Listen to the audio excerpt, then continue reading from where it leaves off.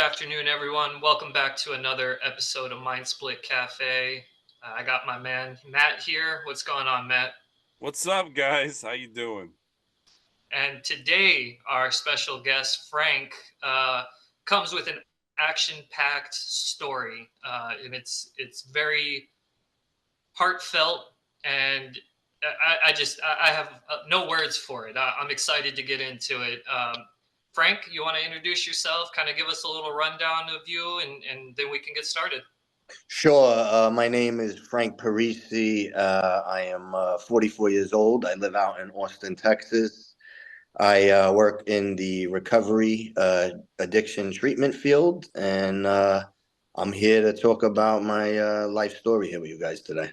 Now, your life story is something. I mean, you were kind of talking about it on off camera. First of all, Austin, Texas is home for me, so congratulations. Yeah, Like Longhorns. I love Austin. I've got family still out there, and you know I miss Texas, right? Whataburger, all that good stuff, right? Shout out to Opie's Barbecue.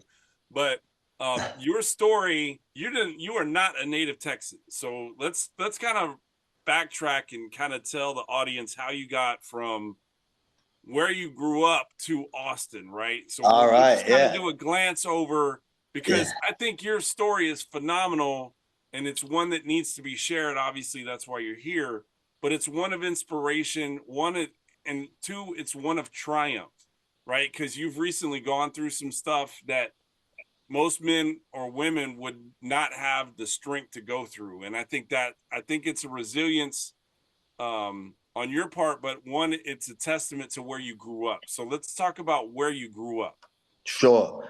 So I grew up, I'm 44 years old, so I was born in 1979, and I grew up in a neighborhood called Little Italy in Manhattan.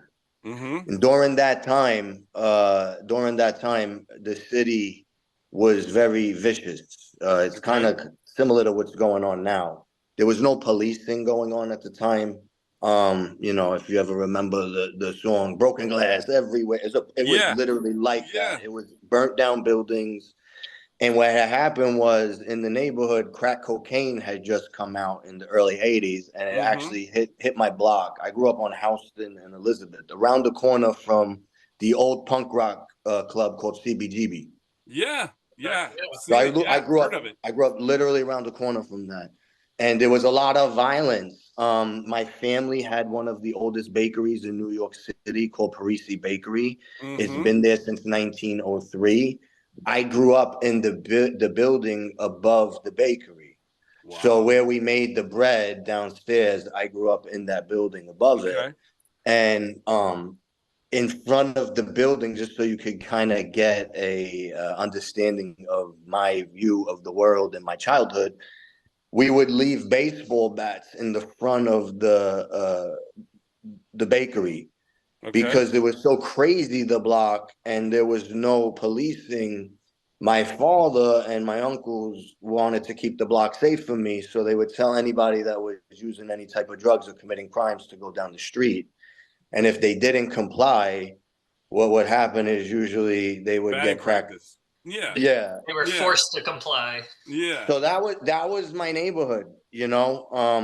The things that kept what really kept the neighborhood safe was there was the mafia was very prevalent in that area. Okay. So a lot of times my father at the time was a younger man. He had me very young, but he was also a street guy.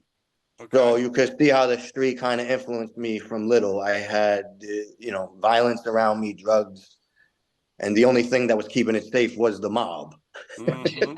So they would I they, mean, they would obviously, I've heard stories, right? And so you lived it, and I think those stories are fascinating, right? There was like five, and we won't get into this. This is not why you're on, but there was like five crime families, and they kind of kept New York at at a peace, right? To where everybody was kind of like, there wasn't chaos, so to speak, right? The mob was the police force, so to speak, right? Correct? at the time Yeah.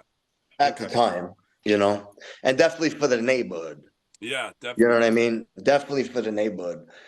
So and then my father was involved with the street as well. You know, Okay. he had his dealings with that as well. And as he continued to grow, we still had the bakery, but he still was involved with the street Yeah. dealings, and he would So how do continue. you, as a young man now, you know, you're growing up on the streets, and you have this accessibility to this crime life, right?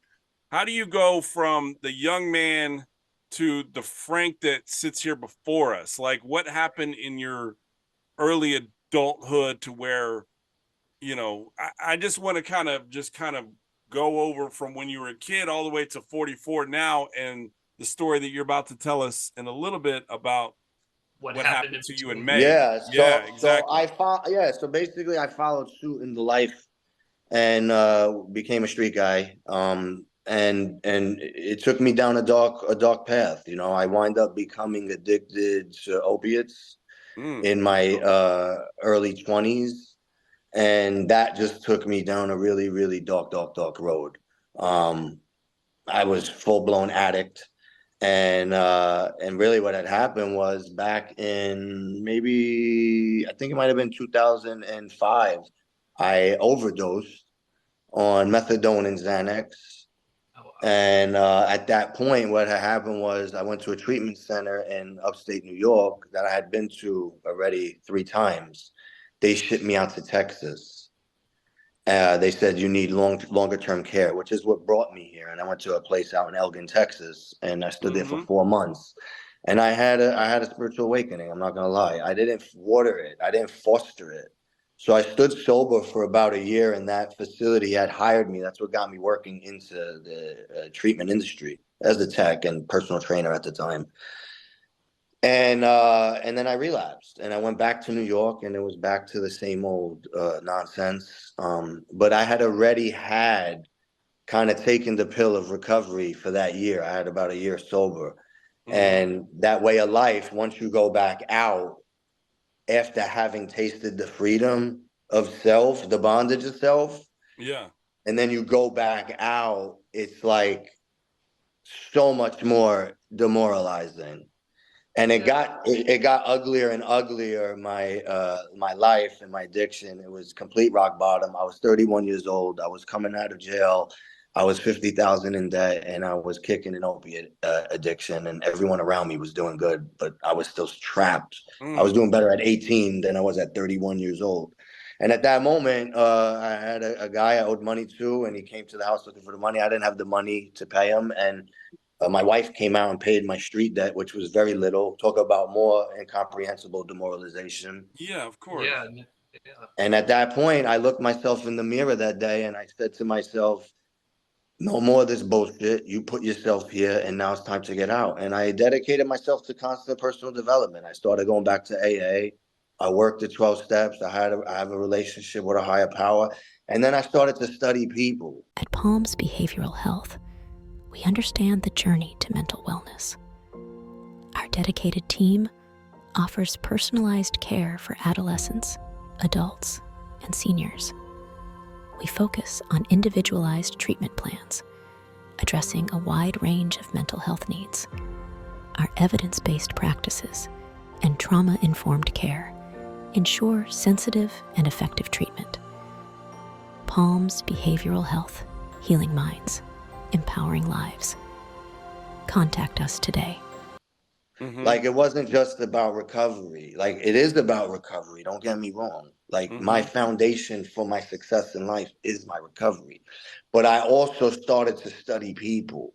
Mm-hmm. I came back to Texas after about a year of sobriety, and I started working back in the addiction industry. Started from the bottom, and I learned my way through all the way through the top, all the way to owning my own centers. I've had 3 centers.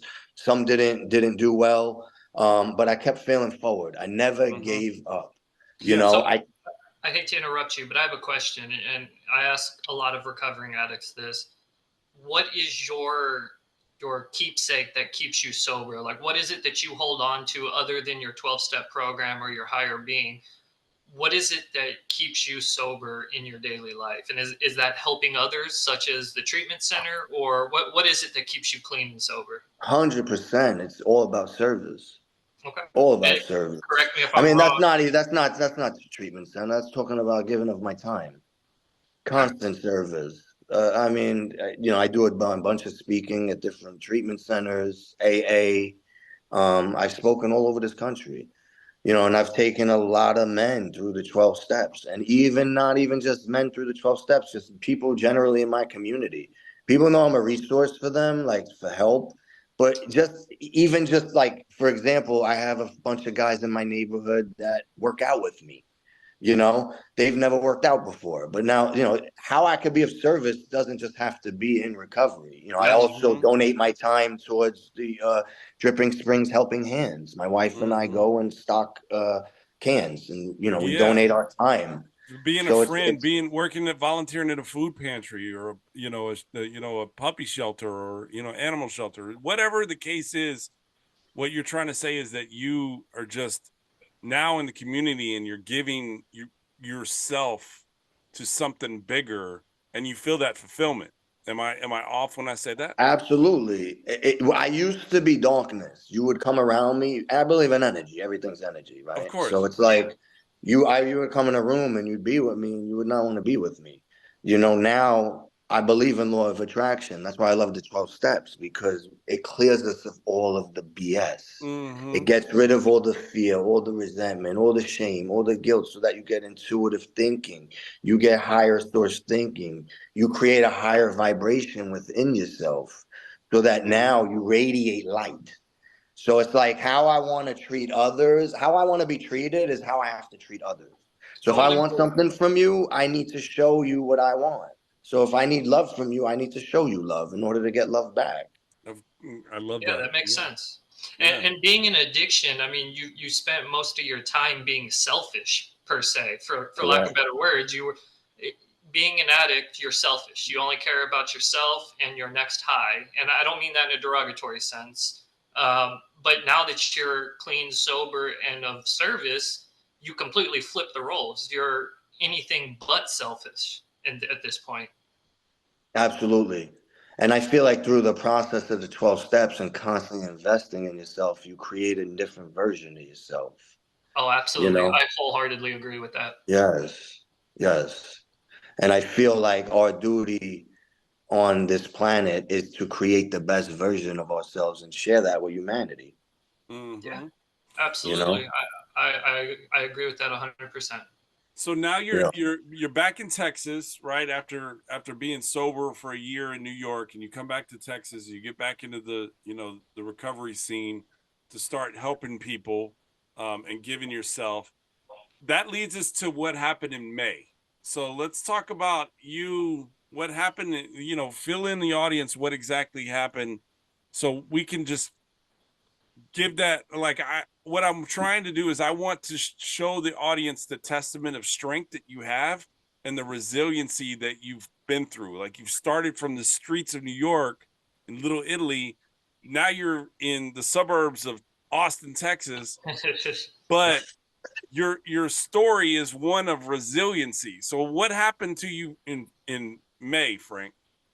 So let's start in January of last Okay. year. I had a persistent cough, and I travel a lot for the company, and I Mm-hmm. was in different parts of the country, and the cough persisted, and I went to a few different primary care doctors. No one knew what it was. They said it was allergies, which it wasn't. Finally went to a gastro and then a pulmonologist. I had an appointment with a cardiologist, but I went to the pulmonologist. They did testing. They said I have a rare pneumonia called organizing pneumonia. It's the rarest form, and you're going to need 6 months of steroids, and you're going to need antibiotics, and it'll Okay. knock it out of you. So I go home, I start the treatment, and things got worse. And I'm telling everyone I'm not feeling good. I feel like I'm dying. And no one believed me because I was in good shape. And I kept saying, I feel like I'm dying. I'm now coughing up orange stuff. I called the pulmonologist. He gives me more medication. Finally, on May 8th, I cough up about a half a water bottle of blood. So that morning I wake up and I told my wife I gotta go to I gotta go to the doctor. So we go see the doctor. Now, mind you, I had no inkling of what was really going on with me at this moment. I thought I had a cough and was being treated. So I get to the doctor and he says, "What's going on with you? You need to be admitted." into the hospital. So I'm like, okay. So I get admitted, and they're like, you have sepsis, right? They're telling me I have sepsis. So they treat me for sepsis. My wife leaves because we live in Texas and we have no family here. So I have a 7-year-old son. So she goes home to be with my son. He's going to come back in the morning. I'm in the hospital. They put, if you can see my arm, they put the wrong pick into my arm, and it infiltrates, the medication infiltrates my arm, and it causes a huge, massive blister. I start screaming in the hospital. Around that time, another doctor walks in and says, this guy doesn't have sepsis, his heart's failing. He's got 9% heart left. They're like, sir, we need to ship you to Temple, Texas. It's like in the middle of nowhere. It's halfway between Austin and Dallas, pretty much. Yes. It's like a town of 40,000. But apparently they have the second best cardiothoracic unit in the state. Yeah. So now I'm driving up and I'm like, what is going on? This is crazy. I woke up today. I didn't think I'm about to die. Yeah, no So kidding. I get to the hospital and my wife's there, and the whole team, there's a whole team of doctors there. And they're basically honest with me, like, your liver's failing, your heart's failing, and your kidneys are failing. And we may have to put you on the last resort of life support, which is called the ECMO machine, where it actually pumps your blood for you. Oh my gosh. So I'm sitting in there, and my wife is there with a picture of my son begging me to live. And I got like 20 minutes to be with her to talk about, like, if I die, like finances and things like that. Yeah.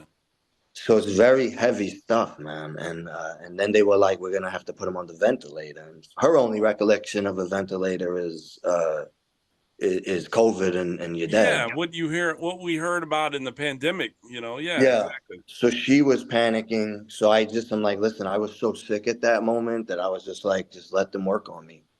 And they saved my life, bro. They saved my life. I was in the hospital. I come to, and they have a pump in my leg. So now the pump in my leg, they can't move it to my neck. It was like a weekend. I'm in bed for 9 days. So now I have to learn to walk.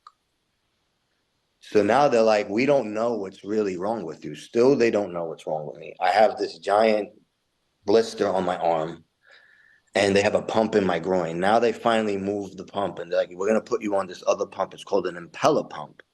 So they put the pump in my chest. Here, I get 13 staples. But mind you, I take no pain meds for this because I'm an opiate addict. I was just about to ask you that. I do take them later on because it gets crazy. Yeah. So I don't take it. 13 staples in my chest. I have this pump now that's keeping me alive, and they want to see if my heart's going to recover. They're coming in and talking about, you may need a mitral valve replacement. That's what they felt might have been wrong and leaking the blood. That's what I was coughing up. Or I might need a heart transplant. And I'm like, what? Yeah. Like heart transplant? No. Or they were talking about this machine. It gets even better. There's a machine called the LVAD machine that goes into your chest, comes out of your stomach, like Dr. Octopus, and then you wear it around your waist, and it charges. So you get like 18 hours to charge that you can walk around with a belt. You can never go in the water again. So these were my options that I'm like thinking this might happen while I have this pump in my chest. So in these moments, it's like, what do you do? Yeah. Like, what do you do? We talk about in recovery that God is everything or he's nothing. Well, we talk that, but do we live that? Yeah, you're facing that reality at that moment. Yeah. Like, what? Bro, I live that today. Yeah. My life is completely different than what it used to be. You know what I mean? And in that moment, I'm abandoning my son, my wife, everything, myself, to the big man.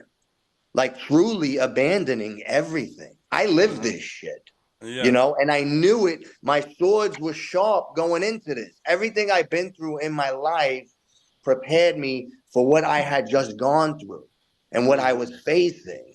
I had been in precarious situations that I didn't know when I was leaving. Well, I'm in a hospital now where I don't know if I'm leaving. Yeah. You know, the unknown of the future. I've been in these situations before. God prepared me for them prior to coming. Let me ask you this. Let me ask you this. You gave yourself to, and this is an honest question, but you gave yourself to a higher power, right? You just surrendered to it. At any moment, were you scared? No, and I'm gonna tell you why. I don't want to freak you guys out, but I had an out of body experience. Okay. No, I'm listening. Yeah, I think, no, absolutely. Tell us about So, that. I'm not. so I let don't, me keep it real with you. I'm not laughing. There is nothing. Yeah. There's nothing to fear. You're Yeah. in a dream because whatever's next, I was in the waiting room.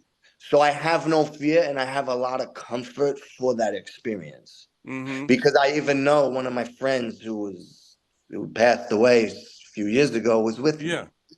You know what I mean? So I have no more fear. At that moment, prior to going through that experience, yes, I had fear and I have sadness if I were to leave my son.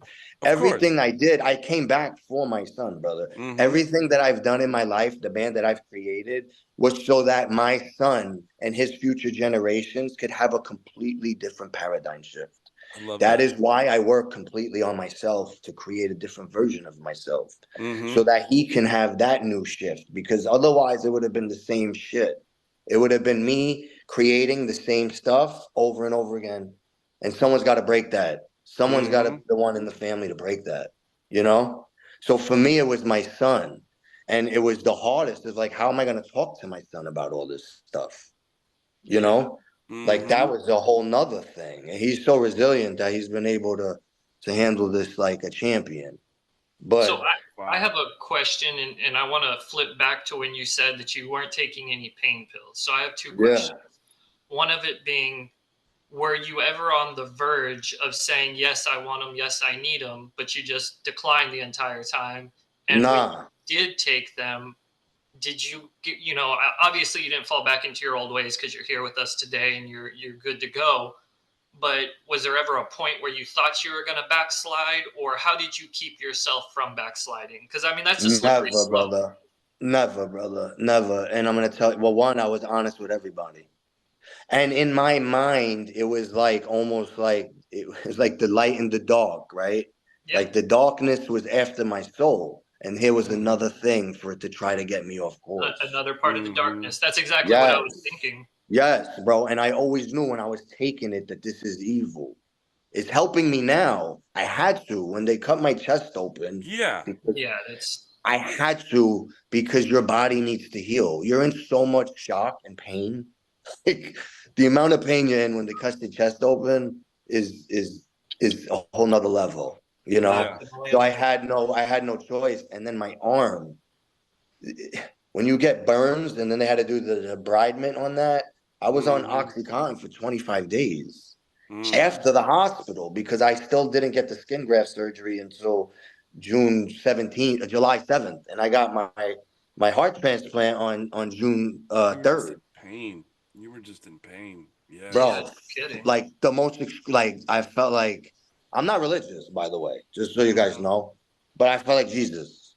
The amount of pain that I was in, that it was like you're stripped of everything, just completely of everything in life. You're stripped of it.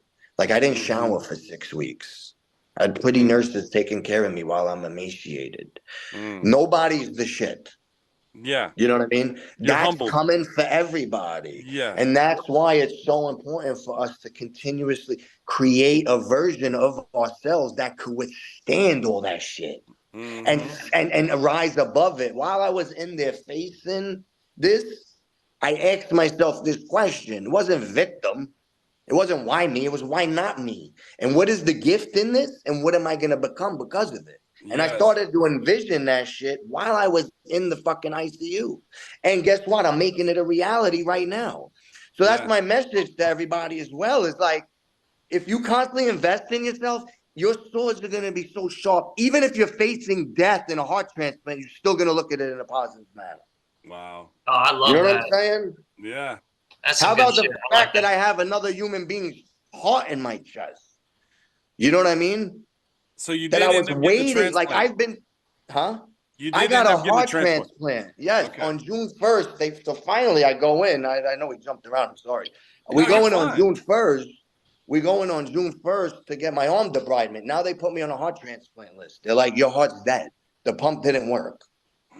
So now I'm on a heart transplant list, and they're like, it's with your blood type, because my severity was so high. Now I could get a transplant, but to get a transplant, you have to have no comorbidities, which I didn't have because I was completely healthy. They finally found out I had a rare gene called TTN. It's a titin gene. It's like an extra protein.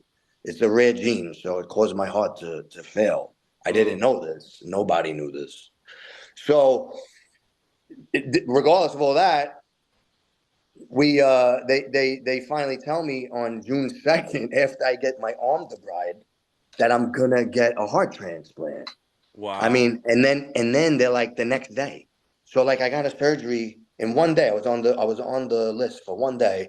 The next day I get a heart transplant. And when they come in, they're like, you getting it the next day. They find the heart tomorrow. Like they be go ready. fly, dude. They go fly, look at the heart, the doctors, and put it on an airplane and put it right in, and then you go get it. That's insane. So crazy. And the fact that I have another human being's heart in my chest, like, what am I doing with that? Like, I have to be light for this world. You can't. You got to do something good with that second chance. Positive for this. Yep. I mean, God kept me here. The universe, whatever it is, kept me here. Whatever I spoke to, kept me here for a reason. I believe that.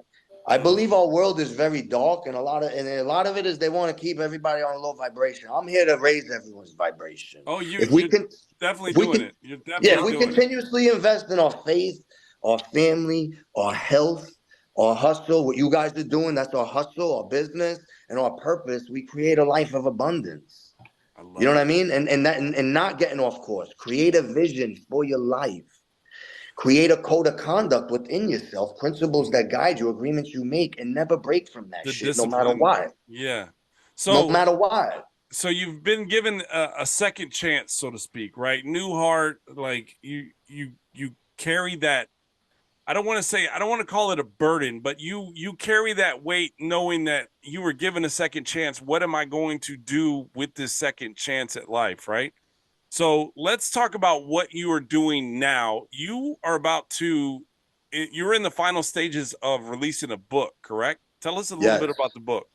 Yes, I'm writing a book about my life. And it's just here to exactly what I'm telling you guys, like inspire others. I feel like it's my calling in life. It's been the most healing process of my entire life. I mean, it's super healing, man. I mean, just for that alone, it's been worth it. And really what was guiding me to write the book was that, like, what if I would have passed away in the next few years and my son wouldn't really know everything about me?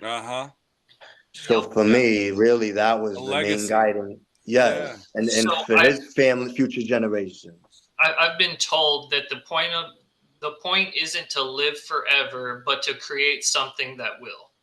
And that's exactly what you're doing right there. Yeah, and it feels good to create and to be part of packing things into the stream of life and to be doing stuff. I applaud people that do that. I'm never like, if you're doing stuff, awesome. Even if you fail, keep failing, fail forward. That's a part of it, failing. Yeah. And when does this book come out, and where can I know it's still a couple months from now, but where can we find it? It's gonna be out everywhere: Walmart, Barnes and Noble. I'll have a website, so we'll get it on there. What's the name of the book? It's gonna be called Embrace Abundance. It's gonna be a journey through faith, family, health, hustle, and purpose. I love that. Yeah. So awesome. And I'm gonna release it because May 8th is the day that I almost died. So that's the day I'm gonna release it. I love that. There's a synergy to that. Like it's a whole new life, so to speak, right? You were given a second chance, and now you're telling your story to possibly give other people new life, right? I love that synergy of it. When it does come out, please come back to the show, and we'll have you on. Maybe we'll do a couple of giveaways or something. Like I would love that. Let's do something to where we can help kind of get your message out and your story out, because you, Frank, are a testament to resiliency, but you're an inspiration. Yeah, absolutely. I feel inspired just having this 30 minutes with you. So thank you, my friend. It's a pleasure. Thank you. Thank you for having me on, guys. And I definitely will be in touch, and we definitely will. I'll come back on when the book's out. Oh yeah, we'll 100%. definitely do giveaways. We'll do we'll do whatever. We'll talk about, we'll just have you back on, and maybe we'll do it at Opie's barbecue, maybe, Dude, that would be Yeah. awesome. Let me know when you guys did Texas. Make sure you call me. Seriously. I Yeah, definitely absolutely. will. Yeah. I Yeah. definitely will. I think we're gonna be actually in Austin in May for a convention. Yeah, Yeah, for a symposium. Texas So Association of Addiction Professionals. We're actually going to be a part of that symposium May 9th. Oh, and 10th. awesome. I'll see you guys there then. I'll be yeah, there. so we'll do I'll it. see you there. It'll be It's May at the 9th. JJ Pickle. It's on the University of Texas campus. Yes, the sir. JJ Pickle. That's crazy because the conference or the symposium is when? May 9th, right? Yep. And So it'll be the day after your book release. The day after. That is synergy right there. That's insane. Yeah. That's a higher power right there, my friend. Yeah, right. That's good. Hey Frank, thank you so much for joining this week, and you are a blessing, and I wish you nothing but greatness, and I hope you impact as many people as you possibly can in a positive way, because your story is nothing less than amazing. Well, I appreciate you, brother. I'm here to spread light. Yeah, I absolutely agree with Matt. I think your story is tremendous. Everything that you've come through, I think, can give some people some hope and help them some inspiration. What we're going to do is on the screen, we'll put up your social media handles and some information from you, so that the viewers can reach out in the event that they would like a book, or just to touch base with you, because I know you're in the recovery community as well, so you can be a beacon of light for people struggling still. So we'll put your information on the screen, and if there's one last thing you want to say to the viewers before we shove on off, go ahead.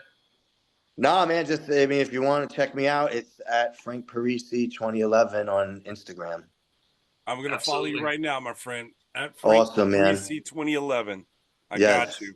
Okay, and we'll see you in May. All right. Looking forward to it, guys. Thank you. God bless, my friend. Take care. Take care. Till then, guys, take care. We'll see you next week.